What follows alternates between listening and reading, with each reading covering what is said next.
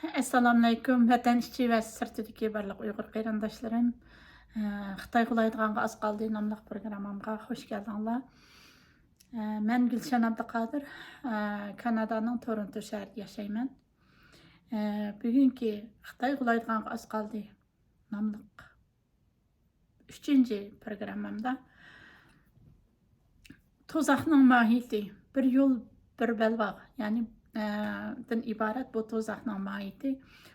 Orunu kim olsa, şunun oruğa özünün düşüdüqanlığı haqqında mülahizə elib barman. Və şundaqla umumlaşdırıb etqan vaxtıda, etqanda şu Xitay rəisi Cəllat Xi Jinping'nin 6 milyon Uyğurunu Xitay cəza lagerlərə taşlağan, qancha milyonlagan Uyg'urlarni izdireksiz yo'q qilayotgan, qancha milyonlagan Uyg'urlarni o'ldirgan Xitoy raisi Jallat Xi Jinpingning mushu atalmış bir belvaq bir yo'l shirinchishining muvaffaqiyatsiz bo'layotganligi haqida munozaralayib boramiz bugun. Bu munozaraga kirishdan burun ikki narsani ko'pchilikning samiga sep qo'ymoqchiman. Birinchisi, 8-ci əsrinin başlarında aşı Mongolistan yaylaqlarında yaşab ötken köktürklərinin xani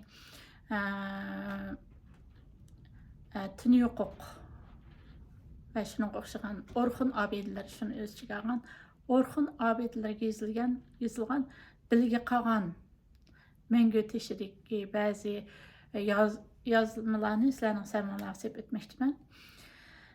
Belge qalğan şu çağda Türk milletini Xitay qarşına sezgir bo'lishga chaqirgan.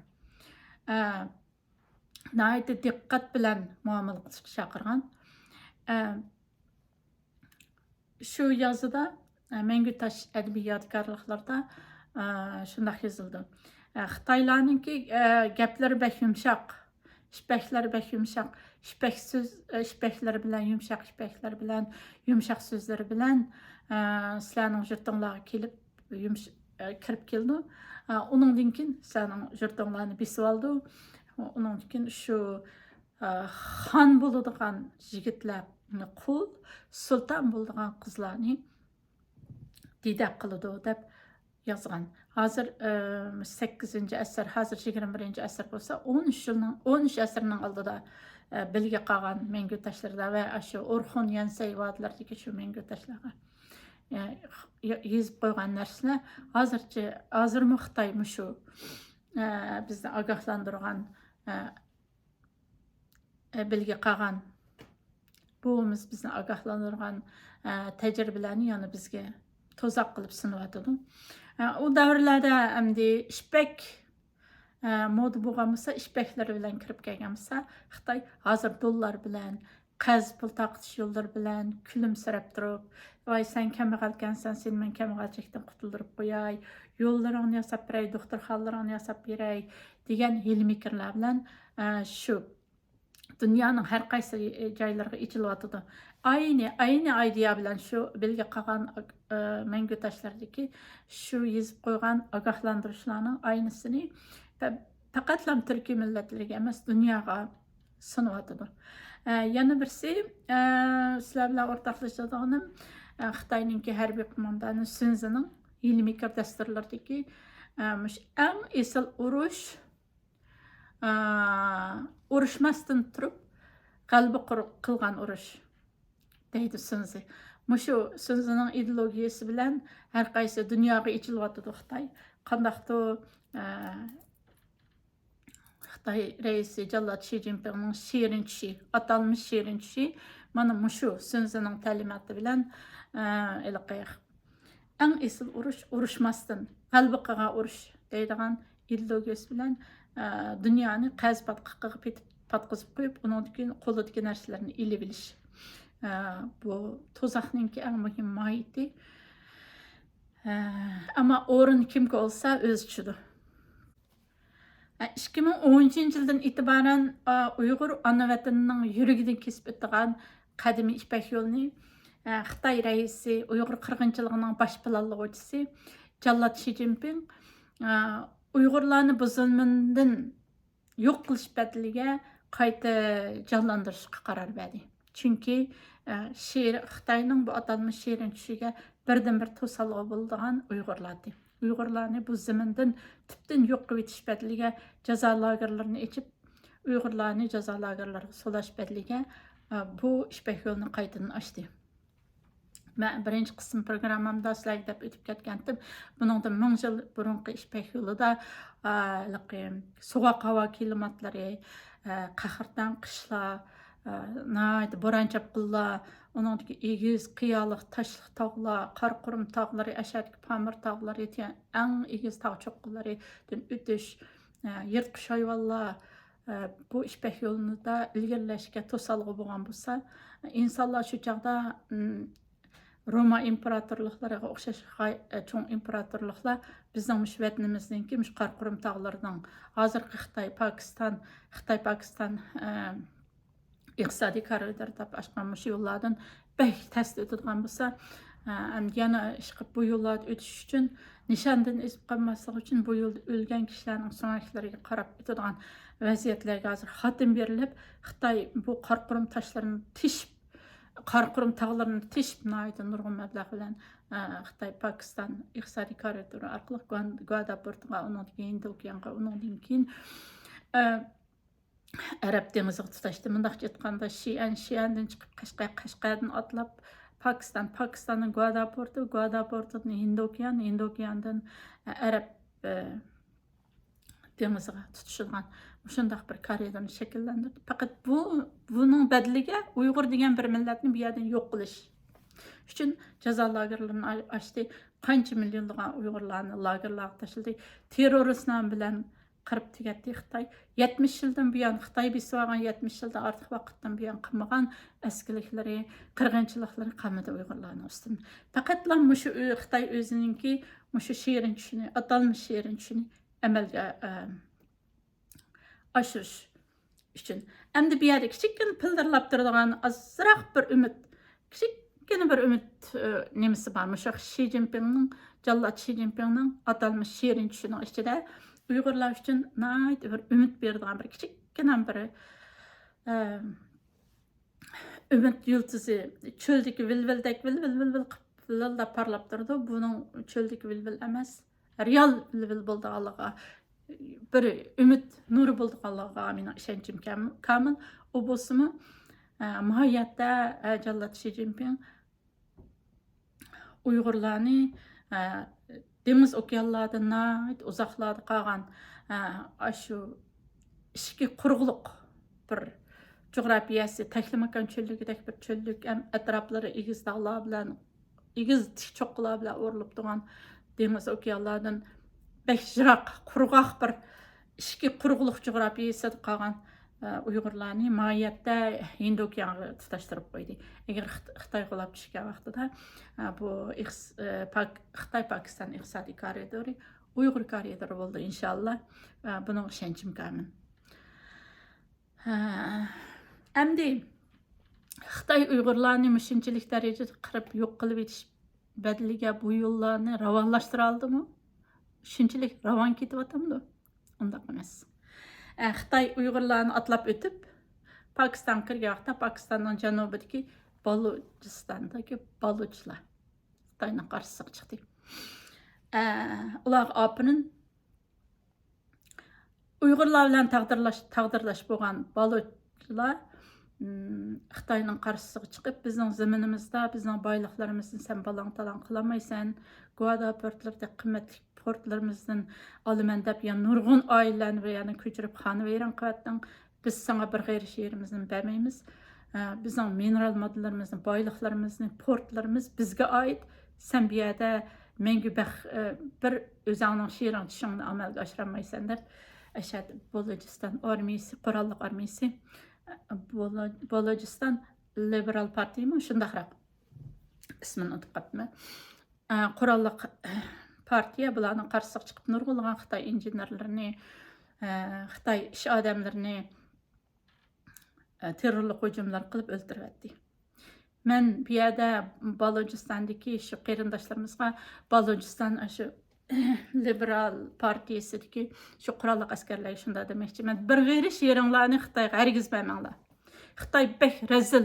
Sizlarning oldinglarga chiqqan, o kulib turib chiqqan Xitoy ishchisiga qiyofati kirib olganlarning hammasi Xitoyning jasuslari. Ular qurol tutishni bildigan Xitoy askarlari, qo'y terisiga o'rnib olgan bo'rilar, zahar yoltilgan shikarlar, kampitlar. Ular intayin rezil. Ularning hech qaysi Xitoy hukumati 6 million Uyg'urni jazo lagerlariga silib qirib tugitayotgan vaqtda bir ig'iz ovozini chiqarmagan, inson qilpidan chiqqan odamlar. Ularga hargiz zimininglarga dastatmanglar, zimininglarni egallab oldi, oxirida chiqmaydi, sizlarni xonavayron qiladi. Uyg'urlar buning uchun bir tirik örnek mana. Uyg'urlarni qirib, mushu madaniy dunyoda yo'q qilib etish uchun tirishayotdi. Agar Balojiston biladigan Pakiston bilan munosabati bor Uyg'urlar mushu xabarlarimni shularga yetkazib qo'ysanglar, ben xush bo'lman.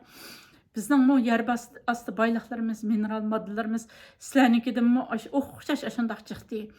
Bizning paxtalarimiz dunyo bo'yicha birinchi nomerlik paxta kivazlarimizni shu forced labor, mecburi emgak qilib Uyg'urlarga azan bağda ishlatkizib, paxtalarni yasab dunyoga eksport qilib, pamdir qiyamlarimiz, mush Kanada, Amerikadagi McDonald'lardagi ishlatilgan ketchup degan shu soslarning pamdir qiyamlarining eng esillari bizning vatandan chiqib, pamdir qiyamlarimiz, Qumulning qo'g'illari, Qashqarning tatliq mevchivilari, shu bütün narsamizni tatib edib bizden G'uljininki ne isil buğdaylarından ilidachi araqlarını ishlab, ularning huquqlarini o'zlari ilib birmi Uyg'urni yaqin keltirmay, tabiiy gazlarimiz, o'ranlarimizning hammasini tatib edib, yana bizni yo'q quvvatkicha ko'ngli amin topmay, jazo lagerlariga tashlab, shunaqa qilib bizni qurolsiz hech nima qilolmaydigan yer yuzini yo'q qilib etamiz deganiga, inshaalloh Allohning qudrati bilan Balochiston xalqi va Baloch Liberation Party oldiga chiqib, qurolliq askarlar oldiga chiqib, Xitoyning taz advini beribdi. Bir g'erish yeringlarni Xitoyga dastatmanglar. Butunlay zahar yoltilgan yelimikir. Butunlay Pokistonni besib olish uchun qilingan bir tuzaqdan iborat. Men Balochiston haqida ayrim to'xtalman. Bugun programmam mehad hayajonlanib bu haqda so'zlab qoldim. Bu haqda ayrim bir programma qilib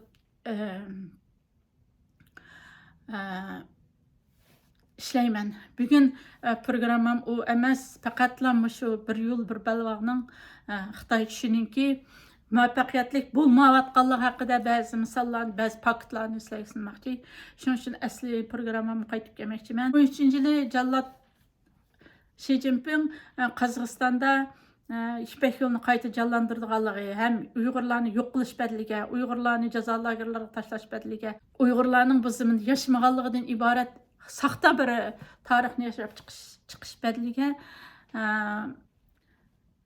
bir balvoq bir yo'l degan bir atalmış stratejini yo'l qo'yib, buningga dunyo o'ylabmi boqmagan darajada nihoyat ko'p mablag' soldi. Bu yo'lni boyliq va qadimiy miroslarga tutashgan yo'l degan dabdablik nomlar bilan atadi. Amaliyotda bu boyliq va qadimiy miroslarga tutashgan yo'lmi? Undaq emas. Bu qadimiy miroslarni, boyliqlarni, hamma dunyoning hamma yerdagi port, muhim strategik yerlarni dastlab chaylab yo'q qilish yo'lidan iborat amaliyotda. Amaliyotda qaraydigan bo'lsak, bu dablabilik so'zlashida Xitoy bo'libmi, Pokistonda patqaq ketib qo'yotganligini ko'ramiz.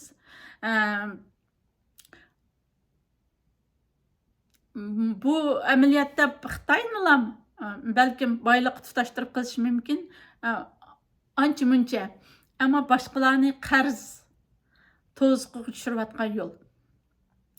Bir balvoq bir yo'l atalmış stratejisi qo'shilgan davlatlar afsuski bu tuzaqni, bu patqaq ketib qilishni pek kechikib his qildi. O'tganda men Panama kanali haqida ishlagan programmamdami Xitoy bu orqali 1898-yili Angliya Apyon urushi orqali Xitoyni qarzga batırib qo'yish bədliga Hong Kongni 99 yillik go'riga ilib olganligidan iborat ochiq tarixiy saboqning uchini dunyodan olmoqchi. Ham shu Angliyaning Xitoy qo'llangan 100 yilning oldida qo'llangan tajribasini dunyoga qaytarib sunmoqchi. Va bu orqali dunyodan o'ch olmoqchi bo'layotganligini o'tirib qo'ygandim. Pokistonda hozir Xitoy nurg'un elektr stansiyalari va Pokistonning butun ul muassasalar qurilishlariga kuchli mablag'larni soldi va bu yo'llarni bek yaxshildi. Endi yana Xitoy cho'qim yaqinda shu Donald Trumpning agar Kanadani agar sizlar iqtisodiy ahvolinglar yaxshi bo'lsa, bizga qo'shilib ketinglar, bizning 51-o'lkamiz bo'linglar degan so'zinimi Xitoy shu Pokistonga ishlatib qilishi mumkin. Bu faqat qash bilan kirpikning orasidagi masala. Bu amaliyotda qonga bo'yalgan bir balvoq bir yo'l Xitoyning atalmış şirinçi dünya o'ttiruvchi kishi besh qiymatining 40%ni 65% dunyo nüfusini dunyoga to'nilgan energiya manbalarining 75%ni qoplaydigan bo'lib, Xitoy vatanimiz Sharq Turkistondan boshlanadigan Qaraqurum Pokiston yuqori sur'atli tosh yo'li, Sri Lankaga silingan yangi port, onundaki Malayziyadagi o'rmon shahri, Ugandadagi hidroelektrik stansiyasi, Sibiristonda bir tosh yo'llarni qurdi.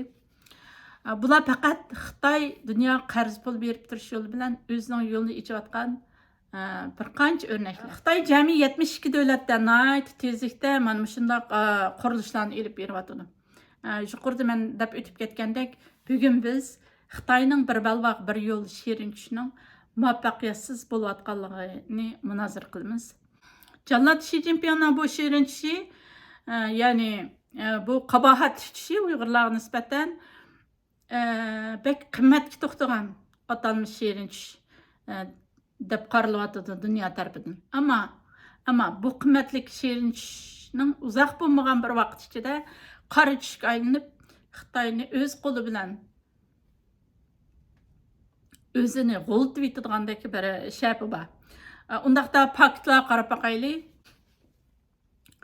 Bir balvoq bir yo'lga Xitoy taxminan 1 bilan 8 trillion, 1 trilliondan 8 trilliongacha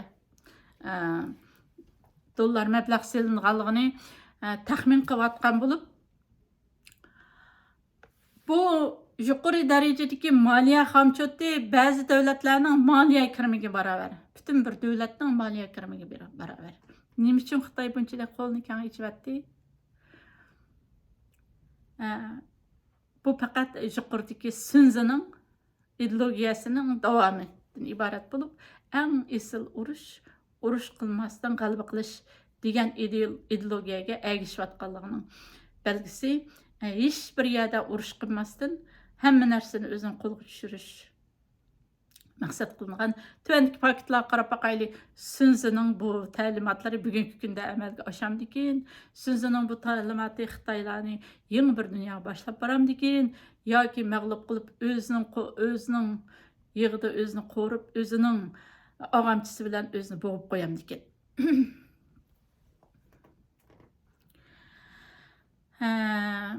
Jannat Shi Jinpingning bu atalmış shirin tushi qanday boshlandi va qaysi o'lkalar bu tushning ichida bir qarab boqaylik. Bir balvoq bir yo'l dunyoga ichilgan bir iqtisodiy birlashish planimi. Nurg'un davlatlarning o'zaro birlashishi, mablag' qo'shishi, aql qo'shishi, fikr qo'shishi, o'rtaq holda dunyodan foydalanish, dunyodagi muhim strategiyalardan foydalanib, o'rtaq bir yangi taraqqiy qilgan tinch, xotirjam bir dunyo barpo qilish uchun qilingan bir planmi yoki bu faqatla Xitoyningki taraqqiy qilish uchun dunyoga sunilgan bir strategiyami? yoki Xitoyning strategik ya'ni maqsadlari strategik maqsadlarini bexatarlik ostiga ilishdiki bir qurolmi. Eng muhim bo'lgani bu atalmış tushni, bu shirin tushni Xitoy davomlashtira oladi. Savollar bak qilaymiqan. Savollar bak qilaymiqan. Ammo javoblar bak oddiy. Chunki davomlashtira olmaydi. Bu bir qarz to'ziqi, bu bir qimordan iborat. Endi gapimizning asosiga qaytib kelsak, 2013-yil oktyabrda Jallat Shi Jinping Qozog'istonda qadimiy Ipak yo'lini qadimiy Ipak yo'lini qayta jonlantiraman deb va'da bergandan keyin Uyg'ur rayonida, ya'ni Sharqiy Turkistonda Uyg'ur qirg'inchiligini tunji bo'lib boshlatiblar. Shuning bilan tang bu ish bir yo'l bir balvoq bir yo'l planini boshlatdi. Onundan keyin Indoneziyaga bordi va u yerda dengiz ipak yo'li haqida to'xtaldi. Dengiz ipak yo'li Xitoydan Sharqiy Janubiy Osiyo, Afrika va Yevropaga tutashgan bir o'tishma yo'lni o'z ichiga olsa, balvoq Xitoyni dunyoga tutashtiradigan 6 koridordan tarkib topgan. Bu koridorlar asos jihatdan Xitoyga kerakli narsalarni sirtdan akilish ve Xitoy mallarını dünya toşuş, yetkiziş rolunu oynaydı. Bu 6 koridorun biri Xitoyning Jilin ülkesini Rusya'nın Sankt Peterburg şehri tutuşturdu. Jilin ülkesinden başlanıp Rusya'nın şu Sankt Petersburg şehri tutuştu. İkincisi bolsa Xitoyning Shandong ülkesini Daniyaga tutuşturdu. Üçüncü koridor vatanimizden Qorg'as tamoshasi orqali, temir yo'l orqali Xitoyni Qozog'istonga va Turkiyaga tutashtirdi. Xitoy g'ulab ketgandan keyin, Xitoy g'ulab ketsa, bu yo'llar bizning yo'limiz bo'ldi. Bu yo'llarning Uyg'urlarning qo'liga tushib qolmasligi uchun Xitoy mana jon jahli bilan, butun vujudi bilan Uyg'urlarga qirg'inchilik elib berib, bu yerda Uyg'ur degan bir millatning yashamaganligini, tarix sahnalarida bundaq bir millatning bo'lmaganligini, butunlay tarix sahifalaridan o'chirib o'tish uchun tishtirnog'igacha tirkishyotdi. 4-chi koridor bo'lsa Xitoyninki Xaynan ülkesini Malayziyaga tutashtirdi. 5-chi koridor Xitoyning Guangdong ülkesini Bangladeshga. 6-chi koridorni bo'lsa ko'z yetkisiz Qarqurum tog'larini teshib Xitoyning Xi'an shahrini, vatanimiz Sharq Turkistonning Qashqar shahrini Hind okean girvaklaridagi Guadaportga tutashtirdi. Bu koridor Xitoyning Hind okean va Arab dengiziga strategik erishishida nihoyatda muhim rol o'ynaydi. Bu Xitoy-Pokiston iqtisodiy koridori deb atalgan bo'lib, bir balvoqning dengiz yo'li bilan birlashgan nuqtasi bo'lib hisoblanadi. Xitoy-Pokiston iqtisodiy koridori Xitoyni taki aşa yuqorida men deb o'tib ketgandek Xi'andan tortib Arab dengiziga Basra qo'ltig'i mushtaraklarga tutashtirilgan bir yo'l bo'lib, bu yo'l Xitoy-Pokiston iqtisodiy koridori bizning Sharq Turkiston, Qashqar shaharlaridan o'tmay, Qarqurum tog'larini kesib o'tmay, bizning ana yurgimiz bo'lgan Qashqar shahri va bizning ana vatanimiz Sharq Turkistonni kesib o'tmay Xitoy Arab dengiziga tutisholmaydi. Hind okean va Arab dengiziga tutisholmaydi. İslamabad uchun bu koridor G'arbiy Osiyo orqali neft va tabiiy gaz o'tkazadigan yangi bir taraqqiyot yo'lining ochilganligini bildirdi. Bilganimizdek, Pokiston bir mablag' silishdiki bir to'g'ri bir rayon emas. Ya emas, chunki Pokiston intayin bir kambag'al davlat. Ammo Xitoy Pokistonning bu yetersizligidan foydalanib, Pokistonda keng ko'lamli holda shu yuqori sur'atli tosh yo'l, temir yo'l, elektr stansiyasi qurib chiqyotdi. Bu qurilishlar uchun ketgan umum mablag' jami 62 milliard dollar yoki 65 milliard dollar deb faraz qilinyapti. 62 ming bilan 65 milliard 62 bilan 65 milliard dollar orasida deb. Bu Pokiston umumiy kishi bashi iqtisodiy kirimining 4dan 1ini tashkil qildi. Bu pullarni kim xashlaydi? Bu pullar Pakistan'a yardım namidagi şeker yaltılgan zehir, şeker yaltılgan zehir namidagi Xitoy qarz pullar orqali inşa etildi. Xitoy bankisi bir qo'lliq holda davomli to'xtamay dunyoning ham yeriga, ya'ni o'ziga foydali deb qargan dunyodagi strategik muhim davlatlarga, o'zi kambag'al ammo dunyoga ichilishda o'tishda muhim strategik ahamiyat ega deb qargan davlatlarga qarz pul taqib turyotdi. Egallashlarga asoslanganda hozirgacha Pokistonning Xitoydan bu qurilishlar uchun olgan qarz puli 5,8 milyar dollarga yetgan. Bu Pakistanning toplam tashqi qarzining 5,3'ini tashkil qilgan bo'lib, toplam o'sim summasi 2%. 2% bo'lgan. Qarzni qaytarish vaqti 20 yildan 25 yilgacha deb belgilangan. Undaqda agar Pakistan bu qarz pullarni qaytara olmasa, qanday oqibat kelib chiqadi? Dalmish aytgan vaqtida Xitoy Trumpning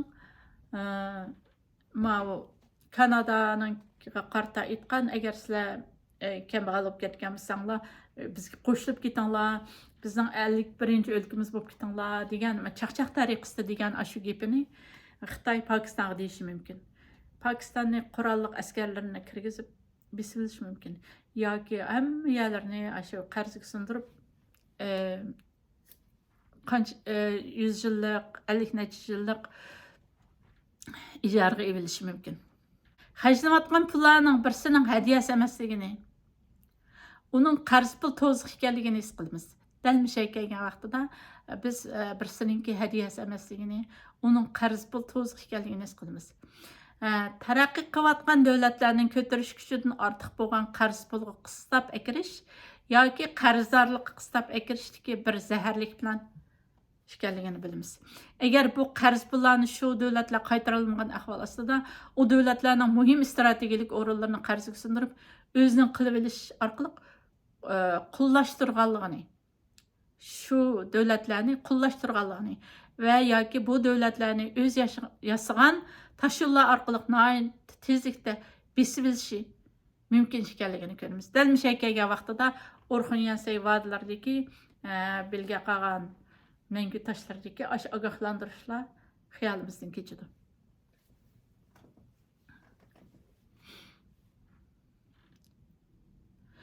Hozir mana shunda qarzga sundirib 10 yil shu bir balvoq bir yo'l qo'yilgan 10 yil bo'lgan bugungi kunlarda biz bunda qarzga sundirib ijaraga evilishlar yo o'zining qilishlarning amalga oshayotganlarini ko'rib turibmiz.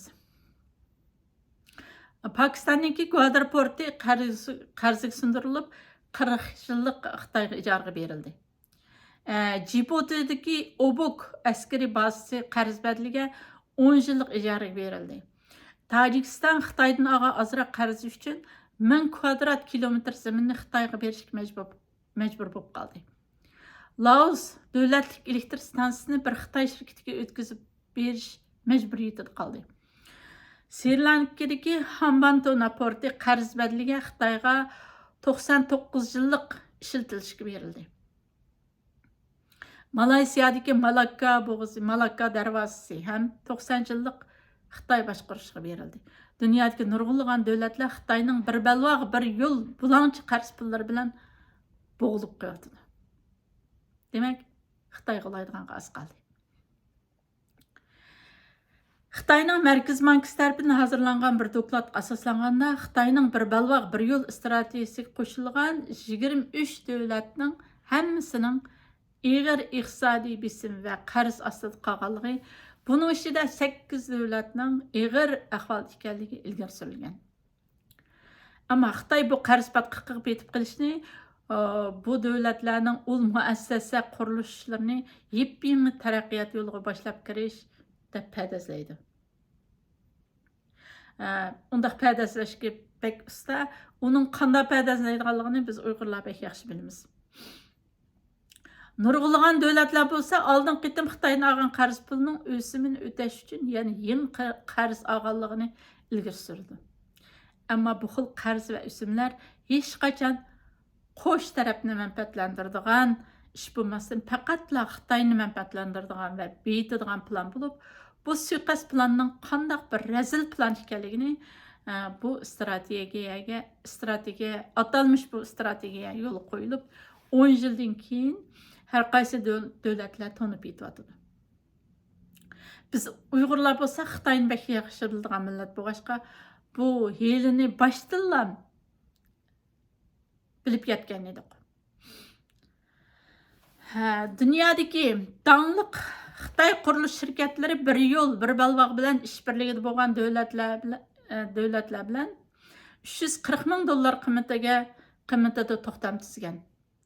Xitoy qurilish taraqqiyot bankasi 37 davlatda 400 tur bo'yicha 110 milliard dollar qiymatidagi qurilish ishiga qarz pul tarqatgan. Xitoy sanoat va tijorat bankasi 67 milliard dollar qiymatidagi 212 turga qarz pul tarqatgan. Xitoy bu pullar orqali muhim dengiz ustlari, dengiz portlarini qurib, bularni dengiz marvoyatlari deb atadi. İnşallah bir kun bu dengiz marvoyatlari chechilib ketar ilohim. Hamma chechilish qaz qoldi.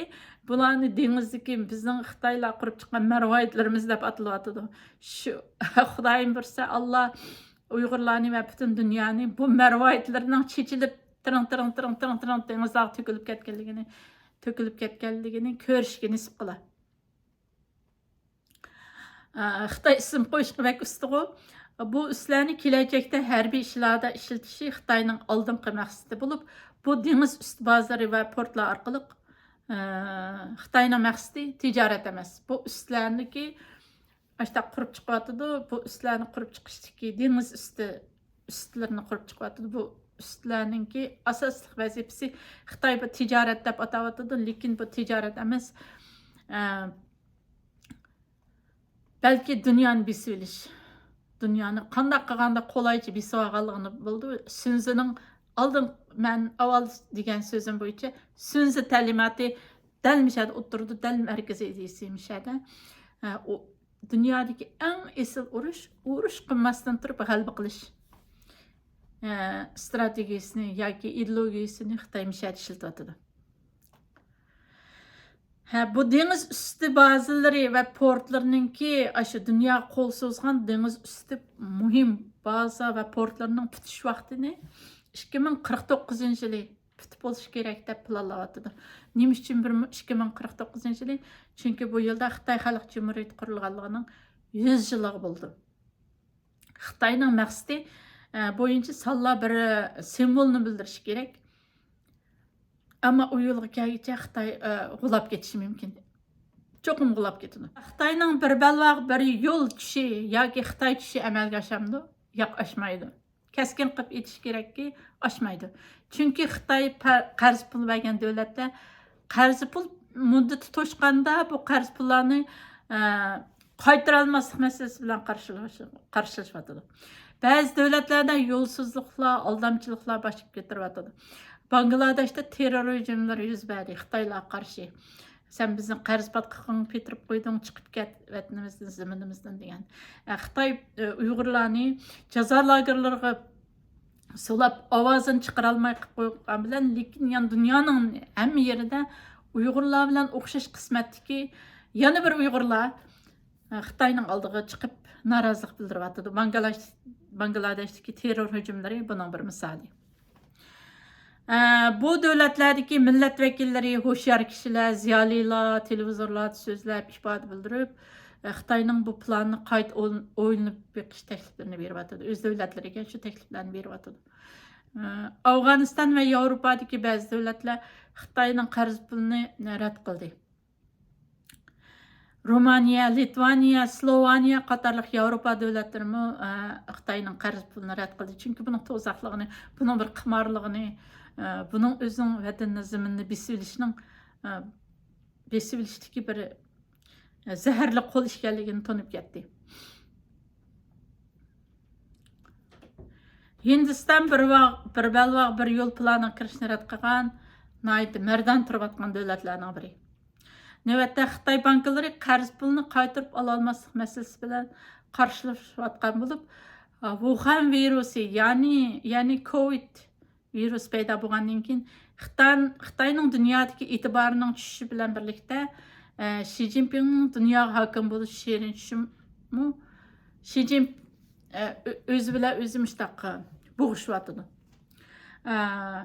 Bugungi Xitoy g'ulaydigan az qoldi nomli programmamni mishad oxirlashtiray.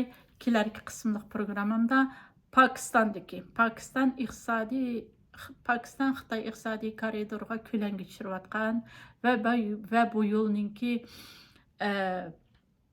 ravan minishga to'salg'i bo'layotgan Xitoyning bir balvoq bir shirin tushini g'ulda tush uchun harakat qilayotgan qahramon Baluch xalqi va Balujiston diki shu Liberation Party haqida to'xtalman. Hammanglar bilan kelarki qitimliq programmamda ko'rishguncha omon bo'linglar.